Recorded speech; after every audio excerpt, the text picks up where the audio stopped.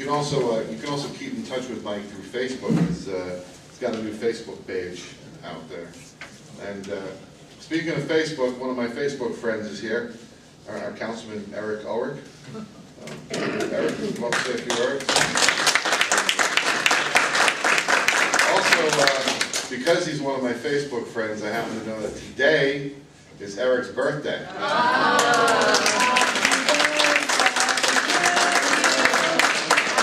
Happy birthday to you. Happy birthday, dear Eric. Happy birthday to you.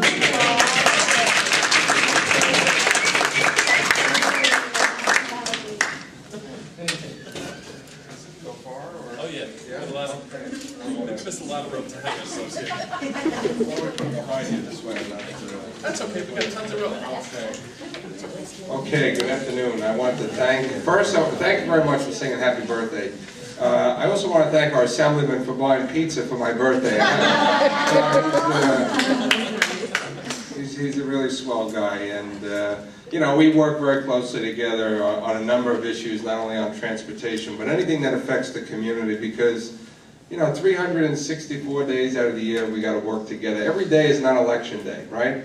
And it doesn't matter if you're a Democrat or you're a Republican, it's about doing what's right, it's about helping the community, it's about delivering the resources and the services back to the neighborhoods we serve. And Assemblyman Mike Miller has done just that, and I also work very closely with Councilwoman Liz Crowley as well, because even though the boundaries change from block to block and from neighborhood to neighborhood, at the end of the day it's going to impact everybody. And we all realize that, and we're all working together trying to deliver for you. So I just want to say thank you, and he's got a tough job. He's in Albany, he deals with David Patterson and a few other characters, but I can say that he can't. But I think he's doing a pretty good job. So I just want to thank him for that. It is my birthday, but I work every day. When you're in elected office, there are no holidays, there are no vacations, and your family becomes the people that you serve. And speaking of family, my grandmother said she couldn't be here today. She's very sorry, she couldn't bring the cookies. But I brought me, so I figured that was just as sweet. So anyway, just a few things I want to update you on, because I don't want to stand in the way of you and the good food. First of all, I received the new committee assignments. If any of you read in the local papers, all of the council members received our new committee assignments, and I heard the good news about Liz Crowley, that she's now the chairwoman of the Fire and Criminal Justice Committee, which is very important, because she is going to, and she'll tell you more about that when she comes at another meeting, I'm sure, but she's going to be very instrumental in making sure that we can keep our firehouses open. So having Liz Crowley in that position is very important. Well, let me talk about some of the positions that I was able to secure from the Speaker. The first is Civil Service and Labor.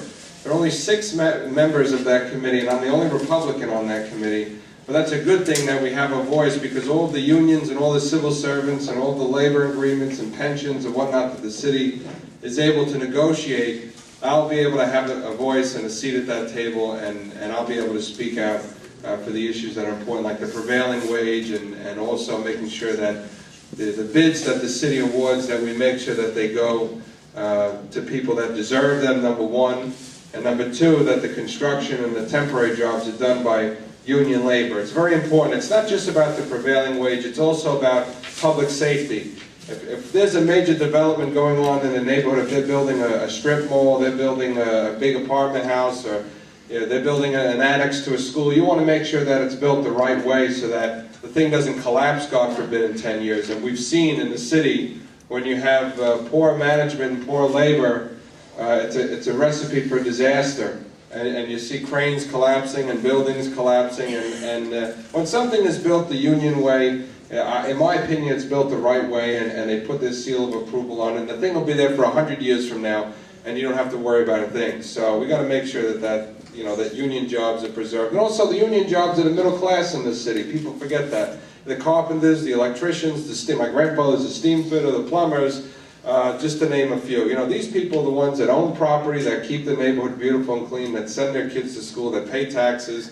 They make a community a vibrant place to live. We want to make sure that we can keep the city affordable for them by making sure that they can get to work not too far from where they live, and that they can actually support their families. And so we have to support the unions. The other committee that I received was the Education Committee. Very important.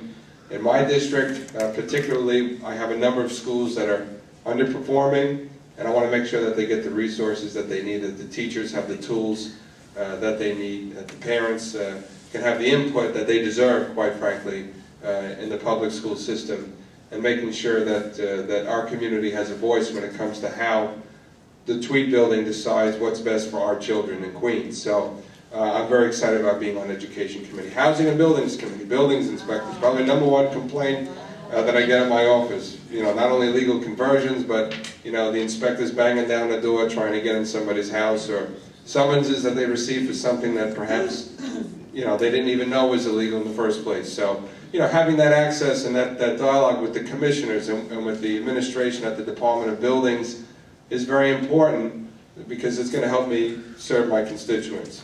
Public safety, very important. Cops, obviously. Last year, the council was able to restore some of the cuts that the mayor took out of the budget with respect to the number of individuals that would be in the police academy. Certainly, we don't have 40,000 cops anymore. I think the number is now around 33,000 or 34,000 when you count the people that are on light duty and part-time duty. But making sure that we're able to have the cops that we need in our neighborhoods. Look, the truth is, we're not going to have a cop on every corner. We would need, 80,000 cops to have a cop literally on every block. We understand that. But at the same time, we also have to be sensitive to the needs of the individual communities and the problems going on, and who best knows, the problems that we have in the community, whether it be graffiti or gang violence or break-ins or push-ins or whatever that may be. It's the people in this room. We know the problems because we deal with them and we live with them, and making sure that the department knows what our problems are through the Community Relations Council, the 102 Precinct, or through the Civic, or through my office, and through the Public Safety Committee, is critical to the success of our neighborhood. If we don't have a voice, and they don't know what's going on here, because a lot of crimes go unreported.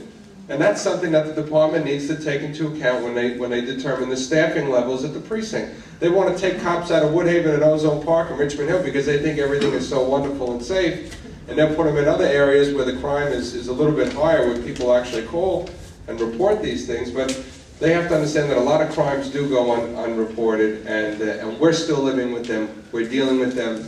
You tell people, if they see something, to say something. You could bang a horse a million times. Obviously, it doesn't do anything. But I'm going to make sure that we get the resources that we deserve there. I'm staying on the Transportation Committee, which is important. It allows me to work with my good friend Assemblyman Miller and others in terms of bus and subway service. And the last committee I'm on is Waterfronts Committee, which really doesn't affect Woodhaven as much as it does Rockaway, but it's still pretty important. And I also got a leadership position in the council. I was promoted to Minority Whip. So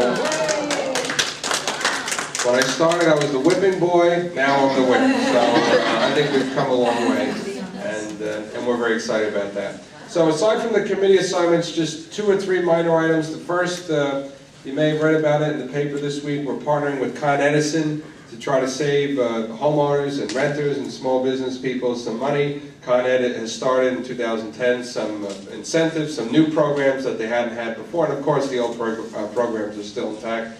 They include free surveys, cash rebates, free recycling, which just started this year of large appliances, and incentives for homeowners and renters who replace or upgrade refrigerators and air conditioners. So I will leave those up here for you. I will be trying to, I should say, I'm speaking in the pluperfect term if you took Latin. Anyway, I will be scheduling Con Ed to try to make it to as many civic association meetings in my district as possible. So it may not happen right away, but certainly throughout the course of the year, I think that Con Ed should send a representative here to help answer questions that people may have about their bill, or about Energy Star, or appliances, or rebates, or things that they may be entitled to and maybe don't know about.